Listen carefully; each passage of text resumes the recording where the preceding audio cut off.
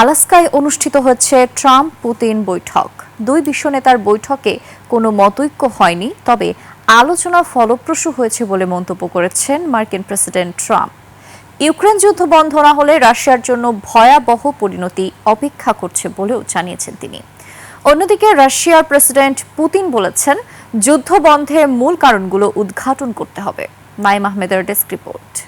বিশ্বের সর্বাধুনিক প্রযুক্তিতে প্রস্তুতকৃত Arik silver wash detergent powder 500 গ্রাম মাত্র 70 টাকা। রিমার্ক। ৩ বছর ধরে চলছে রাশিয়া ইউক্রেন যুদ্ধ। মার্কিন প্রেসিডেন্ট নির্বাচিত হওয়ার পর থেকেই যুদ্ধ অবসানের চেষ্টা চালাচ্ছেন ট্রাম্প। এবার যুদ্ধ বন্ধে 15 আগস্ট আলাস্কায় আলোচনায় বসেছেন ট্রাম্প ও পুতিন। আলাস্কায় দুই দেশের প্রেসিডেন্ট ও শীর্ষ ব্যক্তিরা ইউক্রেন যুদ্ধ নিয়ে 3 ঘন্টা বৈঠক করেন। বৈঠকের পর যৌথ সংবাদ সম্মেলন করেন পুতিন ট্রাম্প। মার্কিন প্রেসিডেন্ট ডোনাল্ড ট্রাম্প বৈঠকটিকে অত্যন্ত ফলপ্রসূ বলে মন্তব্য করেছেন।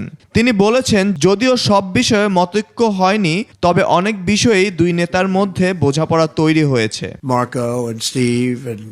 অন্যদিকে রাশিয়ার প্রেসিডেন্ট পুতিন জোর দিয়ে বলেছেন, ইউক্রেন সংঘাতের অবসান তখনই হবে যখন এর মূল কারণগুলো নিরসন করা হবে। পুতিন বারবার ইউক্রেনের ন্যাটোতে যোগদানের বিরোধিতা করে আসছেন, যা তিনি এই সংঘাতের প্রধান কারণ হিসেবে দেখেন। এছাড়া ট্রাম্প ইঙ্গিত দিয়েছেন, ভবিষ্যতে একটি ত্রিপাক্ষিক বৈঠক হতে পারে, যেখানে জেলেনস্কিও থাকবেন। তিনি আরও বলেছেন, যুদ্ধ বন্ধ না হলে রাশিয়ার জন্য নতুন অর্থনৈতিক নিষেধাজ্ঞা সহ ভয়াবহ পরিণতি অপেক্ষা করছে। দুই নেতা ভবিষ্যতে মস্কোতে আবারও আলোচনায় বসতে পারেন। এদিকে জেলেনস্কি আলোচনাকে স্বাগত জানিয়েছেন এবং আবারও জোর দিয়ে বলেছেন, শান্তি প্রতিষ্ঠার জন্য ইউক্রেনকে অবশ্যই আলোচনায় অন্তর্ভুক্ত করতে হবে।